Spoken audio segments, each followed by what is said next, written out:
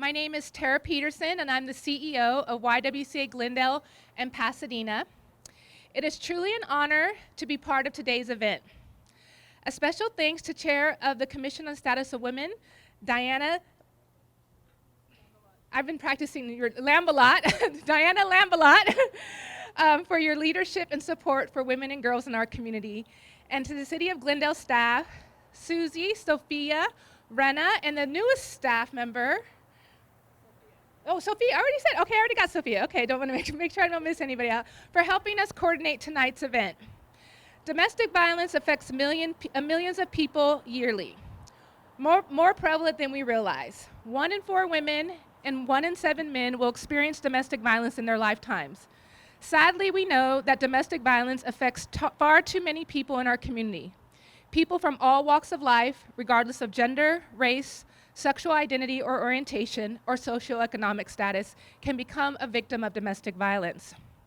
For women and girls of color and members of our LGBT community, the prevalence of being targeted for abuse and violence is even higher.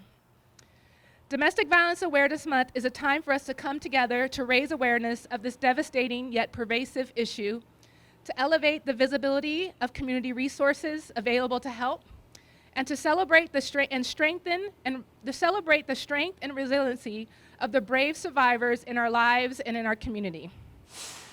For more than 40 years, YWCA has been a safe haven for survivors fleeing abuse, and we proudly help families find long-term safety, stability, and independence they deserve. We do not do this work alone. It is only with the support and partnership of law enforcement, our local government, partnering community organizations, and service groups, faith-based groups, and generous donors that we're able to meet the demands for our services. Together, we ensure that every survivor who reaches out to us has their needs for safe shelter, food, clothing, and healing services met, and that they are treated with dignity, care, and compassion.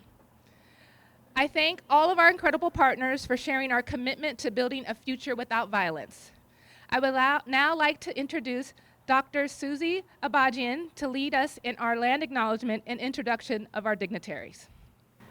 We acknowledge with respect that Glendale, Pasadena area rests on the ancestral homeland of the Tongva Nation. For countless generations, the Tongva people have lived, nurtured the land, and preserved their heritage on this territory.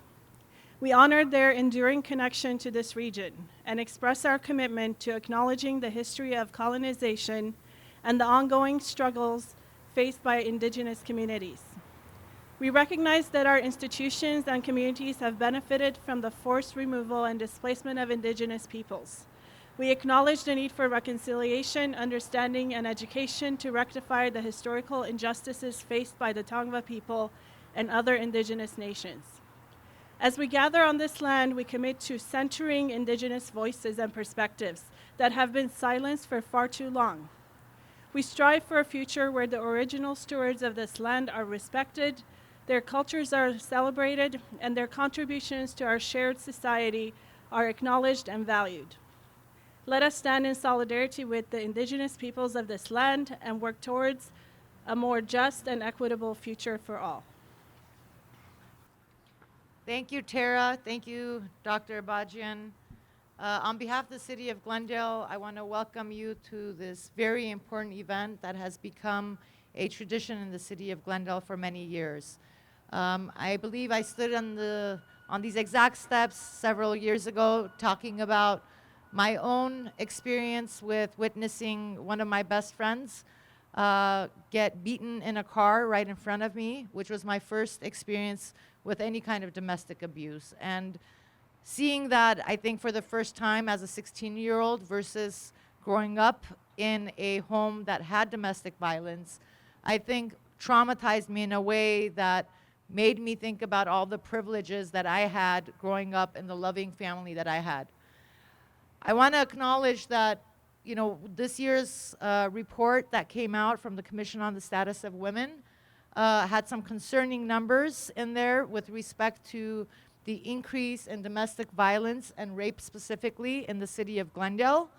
I think as we look to honor men and acknowledge the important work of organizations like the YWCA and the Commission on the Status of Women. As the city, we also have to look into how we actually fund programs and services that cater to our diverse communities. I'm going to rewind back very quickly to the year 2007. And I want to talk about access just briefly and why it's important to have diverse voices around the table. At the time, I was the executive director of the Armenian National Committee's Glendale chapter, and it was the first time that we actually established a relationship with the YWCA, which, by the way, was not the YWCA that we know of today. It definitely didn't have representation, and it definitely didn't have diversity. So we partnered for Sexual Assault Awareness Month and then Domestic Violence Awareness Month. And when the time came for the annual report, our parent organization had to submit our annual report to a larger body. And as I was reviewing the report that was going to be presented, I saw that Sexual Assault Awareness Month and Domestic Violence Awareness Month was left out of the report. So I went back to the individual that had translated the materials and I said, you're missing a couple of big programs that we've had this year and big partnerships that we've had. And he looked at me and he said, how do you expect me to go into a room of 50, 60-year-old Armenian men and talk to them about sexual assault awareness? And so we had a very heated back and forth. There were points in that argument where I had to make it personal because he also had a daughter. And I had to bring it home to him that this could happen to anybody, anywhere, and that we had each a responsibility to make sure that we were spreading awareness and especially creating access through resources. That conversation didn't end well, but the next day he came back into my office and he said, okay, but I don't even know how to say sexual assault in Armenian. And so we actually had to look it up because this is something that wasn't talked about, right? And so when I look at the YWCA of today, and I think back to, again, 2007, when we created the Domestic Violence Task Force of Glendale, the whole point of that was to bring diverse groups around the table to make sure that the different and diverse groups of women in the city and girls are actually being represented. I also recognize that when we're talking about domestic violence, we have to meet the community where they're at. Hosting town halls about domestic violence will not bring in the victim in that moment to have that conversation. So finding avenues to meet them, whether it's maybe through a social service program that they are already benefiting from, or through the schools where their children are going to school, is the key to all of that. And so I want to take this opportunity to congratulate all of the honorees tonight. I also want to recognize Councilmember Artie Kasakian. And before I read the proclamation, Councilmember, if you want to join me in giving this to the YB. Proclamation reads, whereas domestic violence is a serious crime that affects over 10 million Americans of all races, ages, gender, and income levels each year, and whereas 1 in 3 women will experience domestic violence in her lifetime, and whereas children that grow up in violent homes are believed to be abused and neglected at a rate higher than the national average, and boys who witness domestic violence are twice as likely to abuse their own partners and children when they become adults. And whereas domestic violence costs the nation billions of dollars annually in medical expenses, police and court costs, shelters, fosters care, sick leave, and inflicts untold emotional trauma to the entire family. And whereas Domestic Violence Awareness Month provides an excellent opportunity for citizens to learn more about preventing domestic violence and to show support for the numerous organizations and individuals who provide critical advocacy services and assistance to victims. Now, therefore, I, Daniel Brotman, not I, but Mayor Daniel Brotman, Mayor of the City of Glendale, proclaim the month of October 2023 as Domestic Violence Awareness Month and urge citizens of Glendale to work together to eliminate domestic violence from our community. Signed by Mayor Brotman.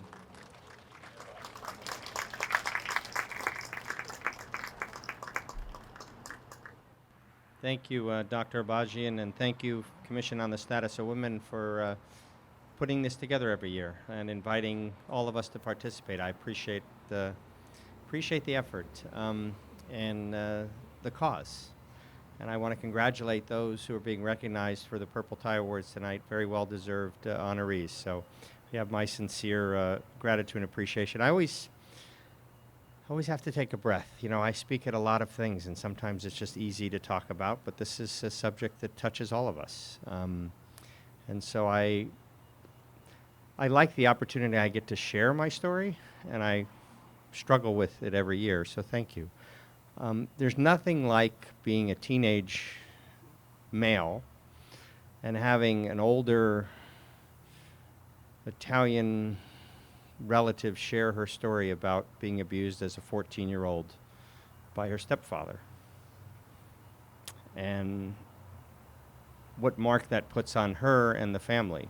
And we always wondered about this particular relative of mine because every time that other family member's name would come up, you could see that she didn't like him, that she didn't, you know, this was a normal, gregarious person, but you could tell there was something. And then finally, she shared with us why.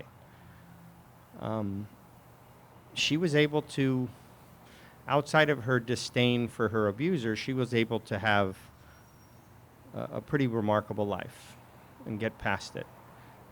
My other relative, who was violently raped, wasn't so lucky. She struggled with that scar her whole life. And you could see it. You could see that she never put it past her. And so for us to stand in solidarity to say domestic violence, violence against women is just untenable.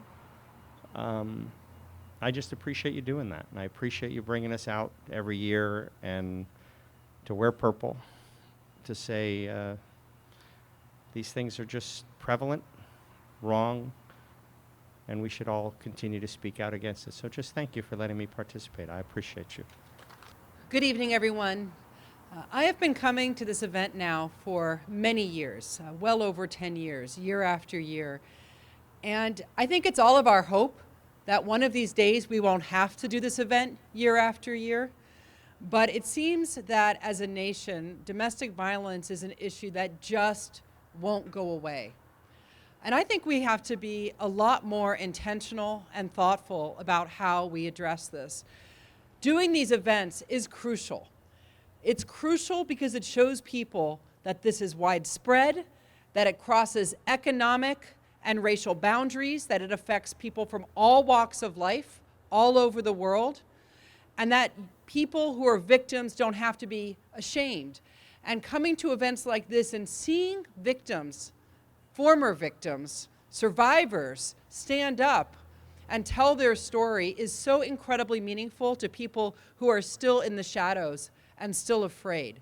So I want to thank the organizers of this event who have been doing this year after year. Of course, the YWCA and TARA, the Commission on the Status of Women for their incredibly relevant and hard work, the Glendale City Council for being so supportive, the Glendale Police Department for being there for victims in their time of need, and all of our first responders, and everybody who's there just to listen to a neighbor, listen to a friend, people who are willing to look around the salon, the school, and look for the signs of violence. And all of you, particularly in the educators, and I know we have 2 school board members, one of who's going to get an award, and the other Ingrid Gunnell, who are trying to bring the education into our school systems around creating a culture of respect and where people understand what it means to have a healthy relationship and what an unhealthy relationship also means. Because the only way we're going to ever stop this is through culture change. And so this event goes a long way in helping people. I want to thank all of you. We have certificates for all of the honorees. They'll be getting them tonight.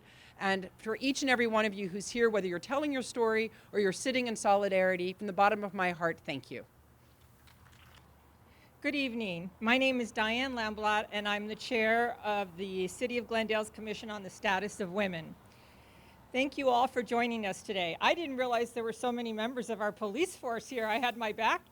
Thank you very much for coming. First of all, I wanted to thank the City Council for recognizing October as Domestic Violence Awareness Month and applaud their commitment to providing education and awareness on this very important issue that affects so many families. And thank you for lighting City Hall in purple in recognition of Domestic Violence Awareness Month. We're also so appreciative of the YWCA board and staff for their commitment and all that they do to help eliminate violence against women and girls in our community. Together, let us forge ahead in continuing to make our city a leading place for gender equality. I also want to take a moment to congratulate the 3 honorees and thank you all for your commitment to supporting survivors and working with the community to break the cycle to end domestic violence. The Commission on the Status of Women's mission is to advance social justice and equity and ensure equality of rights and opportunities for all women and girls in Glendale.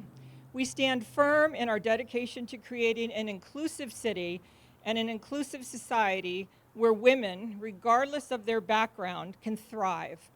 And to that end, we now have completed and have available our 2022-2023 report on the status of women and girls. It was a joint effort with Mount St. Mary's University and the Commission on the Status of Women, and we have copies available, and we will be presenting to the community, and also if anybody wants us to have the report presented to your organization, we certainly will do that. Thank you all for being here this evening as we stand together against domestic violence. Thank you, Diane, and thank you, Senator Anthony Portantino and Assemblymember Laura Friedman. Thank you for being our champions in Sacramento and making sure that domestic violence shelters are funded in the budget every year. We really, truly appreciate that. Now we are going to bring up a special guest. Hanna Kozak was born to a Polish father and a Guatemalan mother in Los Angeles, California. When she was 10 years old, her father, a survivor of 8 Nazi forced labor camps, gave her a Kodak Brownie camera. With a camera in hand, she began to explore her fascination with photography. In her 20s, her hustle and fearlessness led her to a 25-year career as a Hollywood stuntwoman, where she was able to make photos with her camera on set. Although she continued to photograph over the decades, it wasn't until her 40s that she turned full tilt towards personal projects in photography. As a passion and as her desired profession, photography became her way to explore and reveal her internal world. While recovering from a stunt accident, she experienced a spiritual awakening. Hanna began photographing her mother in 2009, 29 years after she was forced to spend the rest of her life in a nursing home due to domestic violence.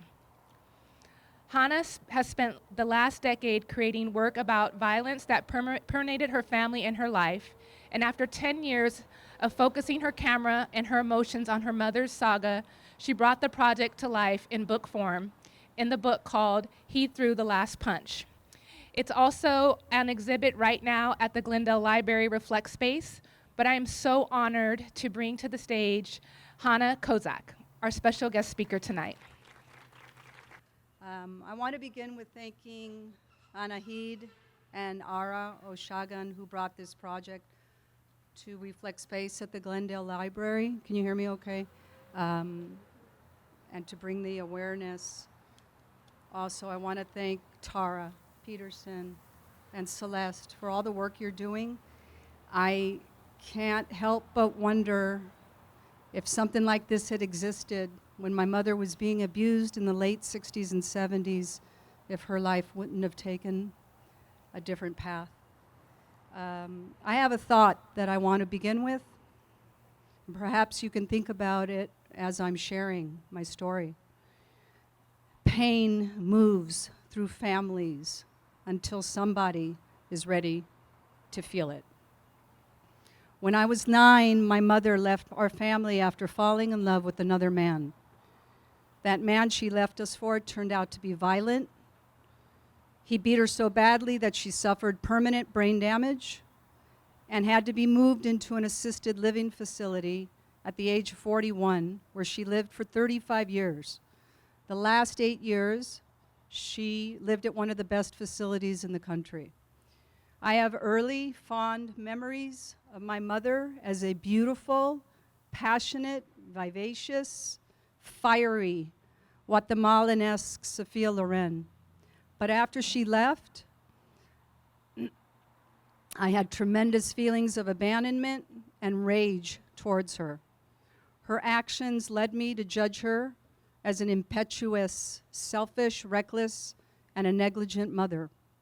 I resented what she did to herself and to our family. I carried so much anger, yet whenever I saw her, I was overcome with pity and sadness. Just looking at her right hand, gnarled from the brain damage, brought forth more emotion than I could bear. For these reasons, I virtually ignored my mother in an attempt to distance myself from my own pain. But pain ignored does not disappear. And over time, I came to realize our relationship needed healing. As I worked 25 years as a stunt woman, on one job, I broke both my feet jumping out of a helicopter onto the tallest building in downtown LA. That time of sitting still broke something inside of me. And I went inward and made the decision to return to school.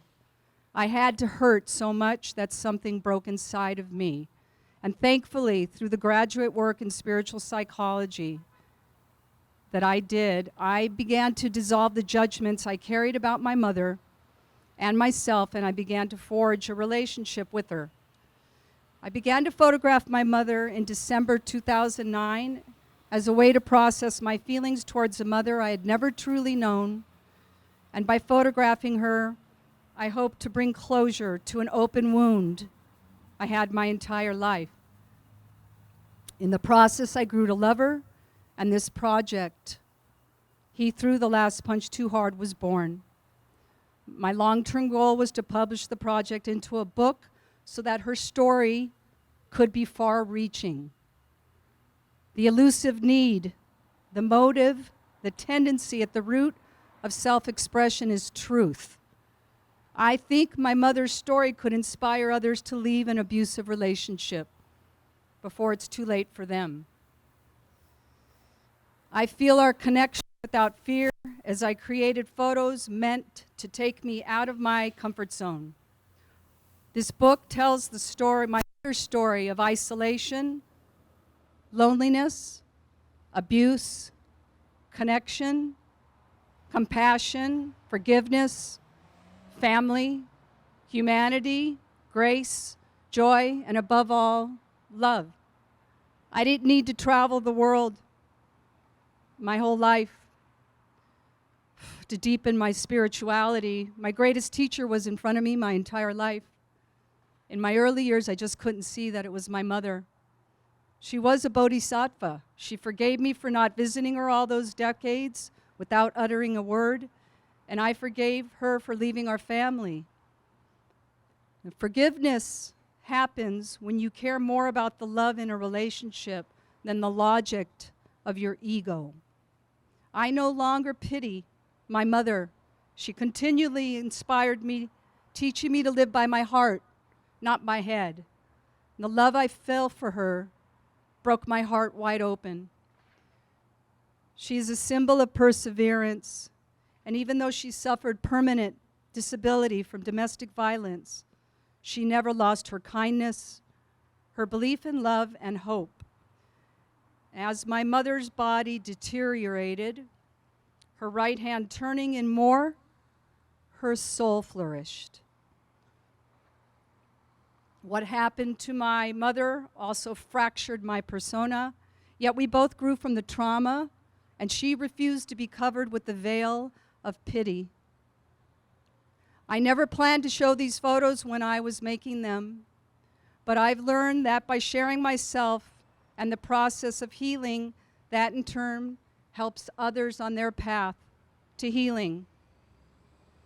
Everybody needs purpose in their life. Part of my purpose in being here is to tell my mother's story. And the truth is, when I began to visit her regularly, I would ask my sister to meet me. It was too hard to go alone. But my camera gave me separation and connection. Watching my mother's abuse when I was little made me vigilant, which in part is what it takes to be a photographer. paying attention to details. Writer Joan Didion asked, would it have been better to turn away? And I agree with Edward Hopper that art is necessary. It's a natural human behavior. Art is communication. Art is healing. Art is an act of empathy. Art tells our story, and art is a shared experience. Art should challenge, disturb, influence, and inspire. I'm confronting ugliness as well as beauty, and I believe art can lead people out of the dark. I truly believe that the more you face your own pain, the more you are open to humanity and less judgmental. On my journey of discovering my mother, I found my inadequacies, and yet stunning as well, in a role reversal where I became my mother's mother. Carl Jung said, until you make the unconscious conscious, it will rule your life and you will call it fate. This project is the rebirth of my mother, who symbolically died for me at 9 when she left, at 14 when she was left brain damaged, and again at 20 when she was institutionalized. There should be no secrecy when it comes to abusive behavior. Once you put that monster in the spotlight, you demystify it. There is no honor by keeping secrets in your family or for your family. Watching my mother being abused was a body blow to my psyche. It had a seismic impact on me. I think I was raging for the two of us. This story is not a blend of fact and fiction like a Hollywood movie. No offense to Hollywood, but we honor victims by giving them a voice when, especially in my mother's case, she had no voice that she could share with others. I could not sit on the sidelines anymore. In fact, at the age I'm at now, I feel it unethical to stay silent. I experienced total chaos when I was a child, and now I'm making sense of that chaos. This project is my wrestling with my past. By nature, photographers are introverts. We prefer to hide. But art opens our hearts. I found purpose after the trauma of my mother's abuse, not only by loving her, but by allowing this story out into the world. My mother made mistakes. She told me when she was in the hospital room when my father was dying, everything was a mistake. She made mistakes, so I'm taking risks. When I was younger, I felt shame about what happened to my mother. I was ashamed of her choices, as if her choices made her a bad person and we were a bad, bad family. But I broke the trance of busyness by simply learning to be with my mother. It was a slowed down reality when I was sitting with her. Sometimes I just sat and held her hand as long as she would let me, and neither one of us spoke. She was comfortable in silence and fully present in the moment. Standing up for her became part of me in my journey. The Dalai Lama said that when we are angry, our thinking becomes distorted, and we don't see the different aspects of reality. Once I was able to drop my anger at my mother, I was able to see her as a human being instead of judging her. Compassionate self-forgiveness is the cosmic delete button. I believe all my mother's suffering put her on a path with heart. A spiritual life is not complicated. It just requires that one lead from the heart. My heart grew stronger from all the cracks in it. The crack of my mother leaving, the crack of watching him hurt her, the crack of running away from it all, by moving to Israel when I was 20. Breaking both my feet on that stump job was the final crack that led me to just be with my mother. But my mother's now immortalized. She deserves that after what she went through. She was trapped in a cycle of emotional and physical abuse. And I was trapped in silence because she told me not to tell anyone. When I froze, I buried my trauma, but I'm not that little girl anymore. I have a voice now, and I'm putting a face on the epidemic of domestic violence by revealing what happened to my mother instead of hiding it from view. I created this project so I could give my mother a voice. I'm the voice of my mother now. That voice is the sound of my shudder. My mother faced death as she lived with uncommon grace and dignity. In the Talmud, it is said that if we save one life, we save the world entire. If one person decides to leave an abusive relationship after seeing this project, then I've done something meaningful with my life. And I leave you with this quote from George Bernard Shaw. If there was nothing wrong in the world, there wouldn't be anything for us to do. Thank you. Thank you, Hannah, for sharing your story. Children are often the forgotten victims of domestic violence, so thank you so much for standing here today and helping us center survivors and victims of domestic violence. We're going to move forward with the program, and one of the things I'm really excited about is the Purple Tie Awards. So this is our 5th annual Purple Tie. The Candlelight Vigil has been going on for decades, but the Purple Tie came out of just one night. I'm like at home thinking, we need to have men involved. Domestic violence is not just a women's issue. If we really want to prevent and end domestic violence, we need to have men at the table. And one way that we can do that is by beginning to have dialogue and conversation. We have an amazing partnership with our Glendale Police Department, and I have met some amazing men in this community. And so the Purple Tie Awards was born out of that kind of idea in the middle of the night. And so tonight I'm really excited because I get to ask our first ever 2019 Purple Tie honoree, Alex, to come and join the stage with me, who's going to be introducing our award for our Law Enforcement Advocate Award. So please, Alex, join me. So Alex and I go way back. He was my first police officer I think I met in Glendale when I came to YWCA, and he has always been available anytime we had an emergency at our shelter. If our shelter is an undisclosed location, so anytime we would find out that an abuser has located the shelter, I'm able to text him, call him in the middle of the night. He was always responsive, making sure that not only are the women and children in our shelter safe, but that our staff feel safe. Even at our domestic violence service center around the corner, oftentimes we have abusers show up, and he was our first go-to person. And so he's just been an amazing partner, an amazing ally in this work. And he was our first ever Purple Tie honoree, but I'm gonna stop talking about him because the award is not about him today. It's about somebody else, another great law enforcement officer. So it's all you, Alex.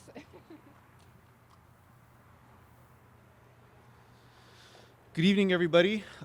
Sergeant Jose Barajas is a dedicated law enforcement professional with 18 years of service to the city of Glendale. Jose was raised in Simi Valley. After high school, Jose served in Iraq as a member of the United States Marine Corps, demonstrating his unwavering commitment to public service. After his military service, Jose joined the Glendale Police Department in 2005. Throughout his tenure at GPD, he worked various assignments, including roles in the downtown policing unit, assaults detail, as a SWAT team leader, and as a field training officer. Jose currently is a detective sergeant for the Financial Crimes Unit, showcasing his expertise in complex investigations. Jose has a bachelor's degree in criminal justice and is currently working on his master's degree. Outside of his demanding role and commitment to serving the Glendale community, Jose's passion is his family. He enjoys spending his free time with his wife and his son. Jose's dedication extends beyond the badge as he actively engages with the Glendale community. He has spearheaded the Cops for Kids program, notably creating the Backpack Drive initiative, which gathered school supplies for over 100 local children. During the holiday season, he coordinates the delivery of Christmas trees and toys to underprivileged Glendale families, spreading joy and goodwill. Jose co-sponsors scholarships for the children of military veterans to give back to his military family, really underscoring his commitment to education, support for those who served on our nation. On a personal note, I've known Jose for the majority of his career, and I've had the opportunity to work closely with him in the assaults unit. There I saw him tenaciously investigating and solving scores of domestic violence cases and sexual assaults, while never wavering his compassion for the survivors of those sensitive cases. It is without a doubt that he has left a positive impact on countless lives. Jose's unwavering dedication to the community embodies the true spirit of community service. Although I met Jose on a professional platform, I'm also proud to call him a friend. An honor to introduce him for this Selfless Award. So please join me in welcoming Sergeant Jose Barajas to the podium.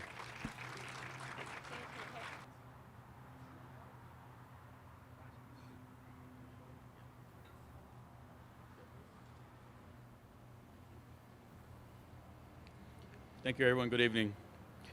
First, I want to thank Tara Peterson and from the YWCA for presenting this award. Throughout my career, I've always admired the YWCA for the work that they do. I know that they work tirelessly to prevent and assist survivors of domestic violence. So I truly appreciate you guys. Also want to thank Ellen Thotchman for being here tonight, and Chief Sid and the rest of the command staff. I especially want to thank Lieutenant Kokorian. I've been privileged during my 18 years with the Glendale Police Department to work various assignments such as SWAT, financial crimes, field training officer, but none have been more impactful than during my time in the assaults detail. There I got to work closely with the survivors of domestic violence and saw what a real impact we can make as law enforcement officers. Lieutenant Kokorian was my supervisor during that time. He saw potential in me and always encouraged me to do more. He's a big reason why I'm here tonight. And for that, I'm truly thankful. Thank you, guys. And I'm loving how that purple tie is being recycled through the Glendale Police Department. I love that. Thank you guys so much. And thank you again, Chief Sid and the rest of the Glendale Police Department for all that you do to protect survivors of domestic violence and hold perpetrators accountable. We appreciate you. Now I get the privilege of welcoming my right or left hand person, Lisa Hirsch-Morin. She is the COO of YWCA Glendale in Pasadena. Come on up, Lisa. So Lisa, she oversees our Domestic Violence Community Resource Center, our 24/7 crisis hotline, and 16-bed emergency shelter program, supervising all of our domestic violence program leadership team. And she's going to tell you a little bit more about our domestic violence services and introduce our second honoree.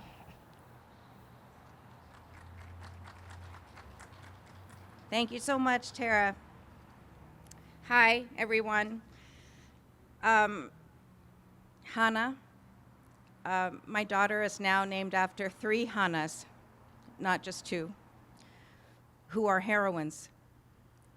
The way that you live your life and what you do every day and how you live to make impact with every woman and every girl is inspiring, moving, and it also helps me to know that I'm on the right path. Thank you so much for being so courageous and so vulnerable with what you do and who you are. Please give her another round of applause.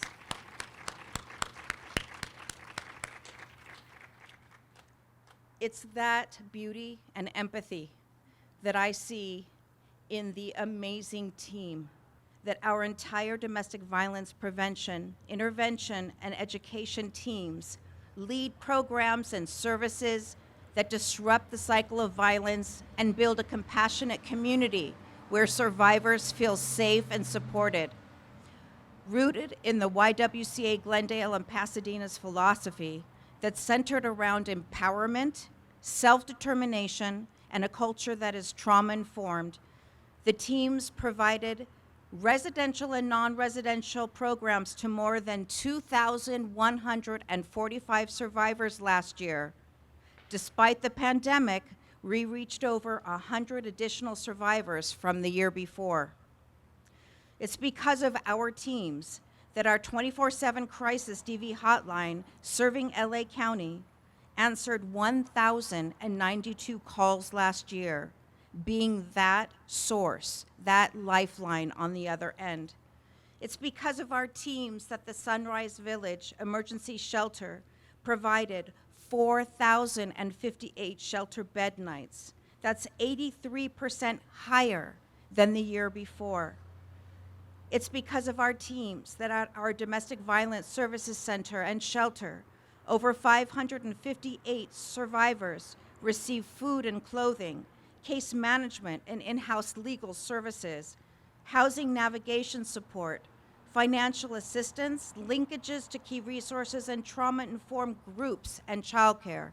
It's because of our teams and with the violence prevention and girls empowerment programs that 91% of girls last year were able to identify 3 warning signs of being in a harmful relationship. That's 41% increase after being in a program using the Safe Dates and Healthy Relationships curriculum. And 1,113 community members participated in DV prevention education. This is not a large team. These are mighty human beings. It is because of our teams that mental health services, which includes a formal clinical internship program that provides training and clinical supervision to graduate students, that 1,021 individual therapy sessions in English, Spanish, and Armenian were provided last year. That's 73% higher than the previous year. YWCA is not alone in its dedication to providing trauma-informed services. We have cherished corporate partners across the community dedicated to creating spaces where survivors can reach out, feel safe, and heal. We could not do anything without them. It has long been recognized that domestic violence survivors experience serious mental health consequences. However, collaborative models of addressing these issues have been slow to develop.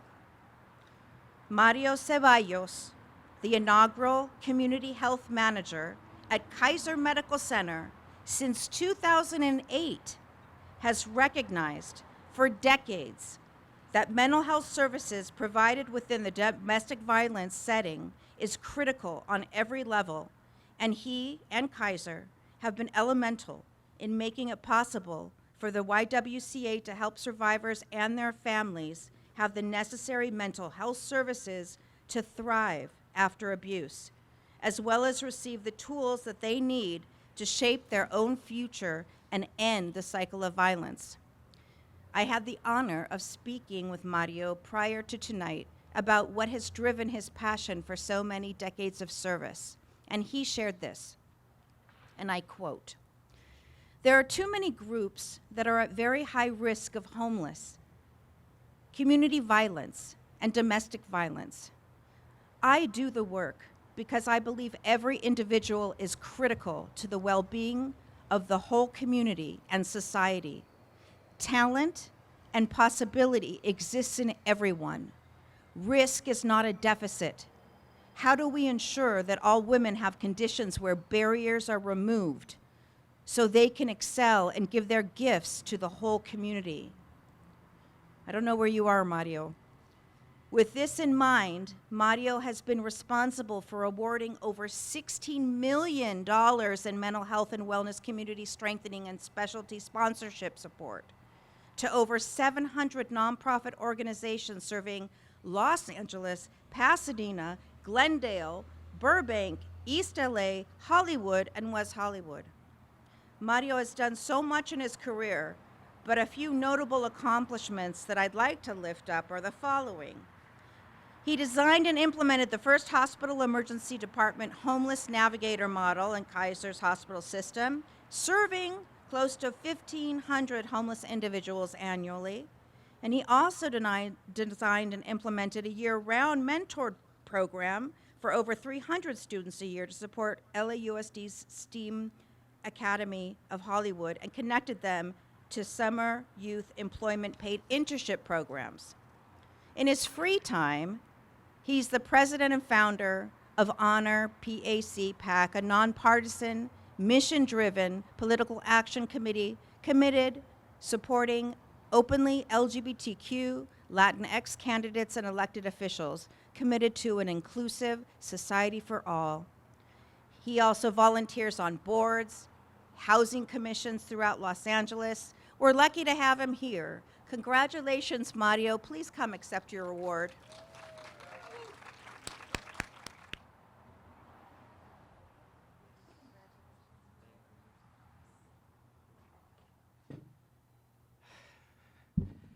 Buenas noches. This is one of those occasions where whatever I had prepared goes out the window because it really is about the company that we have here today. And, want to obviously thank Lisa for drafting my LinkedIn profile. I'll take it. But also to Tara, who I've gotten to know over the years that she's been the executive director of the YWCA. And from day one, it was noticeable that the city of Glendale and Pasadena had a leader in a public servant who really was going to keep herself focused on improving the lives of so many women and girls. So thank you, Tara, for what you do. This was a tie, but my dog ate it. Hannah, I am really honored to be here with you. And your story and your journey is one that I think is very important to share. And I want to also thank our friends and family, my sister Lupe, who's here, because she and I walked a journey together. And we walked the journey of having or experiencing domestic violence in our own home. And in carrying, I think, that weight of hiding that secret so that no one would be shamed, so that people would acknowledge and see our family as almost a perfect family. But in reality, it was a place where coming home was a place of danger. I'm really glad to see the chief, all of you officers, and of course, Sergeant Barajas, for being here. Because when we were growing up, getting the police to come was actually a life and death decision for my mother. And I remember, in fact, what was ringing so true in my mind right now is the time when we finally were able to see an LAPD officer knock at the door, and that my mother finally took that step to call the police. But at that time, the police came in, looked at everyone, got my dad to the side, but because there was no blood or no bruises, they simply said, "Next time we're gonna put you in jail," and they walked away. Well, the next time happened a couple hours later, but by then there was Mom no longer had the courage to make that call again. So I just want to thank the chief for making domestic violence an important priority in your city. We happen to be the lucky ones. You know, my sisters and I, we were able to accomplish many of our dreams and, you know, work hard to, you know, be here with all of you. But so much was lost because of domestic violence. And that's something that will take a while to ever, you know, bring back. Some of it will never come back. And the healing process is a process that takes a long, long time. So my hope is, just as the assembly member mentioned, that one day we don't need to have these types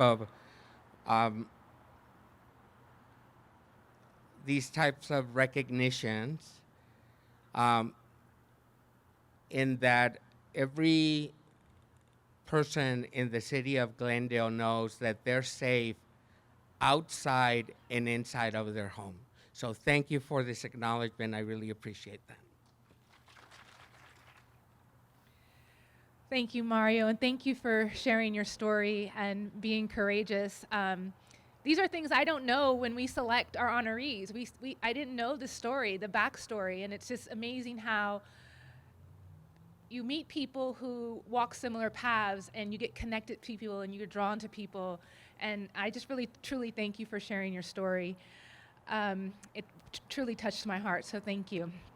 I want to also recognize that our fire chief is here today. Fire Chief Timothy Ernst is here with us, and just recognize the role that the fire also plays in being first responders in our city. So thank you so much for being here as well. Our last honoree, I'm honored that I get to introduce him. At YWCA, we deeply value our partnership with our local school districts and schools. Shant Sahakian is the Vice President of Glendale Unified School District Board of Education, representing Area D. He is a proud lifelong resident of the city of Glendale, a product of Glendale Public Schools, and GUSD parent with deep roots in the community. He is a longtime community leader who has championed Glendale's youth and advocated for the underserved through a distinguished record of public service. The support and leadership of school leaders is essential to driving activities that establish a culture of nonviolence and respect in schools. A strong, committed school leader can help ensure that codes of conduct are implemented, reporting and incident response systems are monitored, and actions are taken as necessary. Shant has been that champion leader for us. He leads through his voice to support all communities and helps to shift social norms through his leadership and action. He displays what we like to call healthy manhood. Healthy, respectful manhood means valuing and respecting women, girls, and LGBTQ, trans, and non-binary people, and respecting and valuing oneself by striving to live authentically. And I have been able to personally watch Shant do that on multiple times, especially during these challenging times with anti-LGBT rhetoric in our cities, in our schools. He has been a strong voice of public education, advancing 21st century academic programs that prepare students for college, career, and life success, and supporting initiatives that foster healthy, safe, and inclusive schools for all.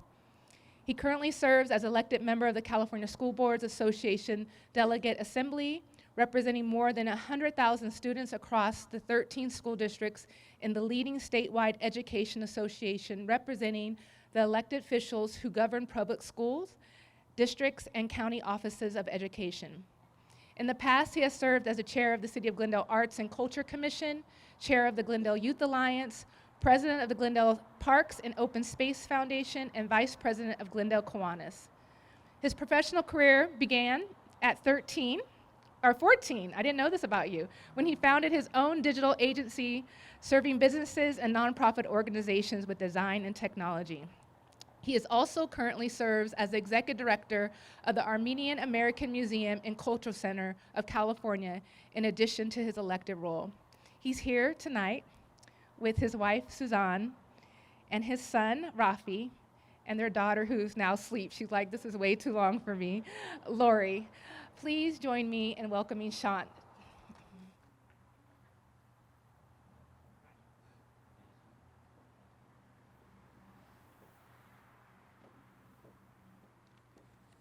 Thank you, Tara. A very important, valued member of our community who leads with courage. I want to thank the YWCA Glendale and Pasadena, the Commission on the Status of Women for this humbling recognition. I want to congratulate Sergeant Barajas and Mr. Ceballos for their well-deserved recognition this evening as well, and thank them for their service. I want to definitely thank my incredible family, my wife Susanna, and our incredible two kids, our son Rafi and our daughter Lori, who we will share a clip of this later on. They inspire me and they remind me of why it is so important to serve our community. And I've been very honored and lucky to be a product of our community and be able to give back through my service, through the Glendale Unified School District and other volunteer endeavors. And we are living through challenging times. When we look globally, nationally, and locally as well, and we have far too many reminders that we have more work to do to build safer homes, to build safer schools, to build safer workplaces, and safer communities for all. And domestic violence continues to impact so many and too many in our own community. And to no surprise, education is central to curing so many of society's ills, including hopefully one day ending the cycle of violence experienced by far too many adults and children in our community. And as I reflect back at my time as a former student at Columbus Elementary School, and I had an opportunity to meet with families there last week, and remembering some of the early lessons as a young child in Glendale, and remembering the golden rule, do not do unto others as you would have them do unto you, and the personal responsibility we have to the people around us and the people who we share space with. And our responsibility goes far beyond our personal responsibility, our personal actions, our personal decisions, our personal words, but also our collective responsibility to be upstandards and not bystanders. And for me, during the most challenging times, I always reflect back to this quote by Lillian Katz, an early childhood education leader. And it's, quote, "Each of us must come to care about everyone else's children. We must recognize that the welfare of our children and grandchildren is intimately linked to the welfare of all other people's children. After all, when one of our children needs life-saving surgery, someone else's child will perform it. If one of our children is threatened or harmed by violence, someone else's child will be responsible for the violent act. The good life for our own children can be secured only if a good life is also secured for all other people's children."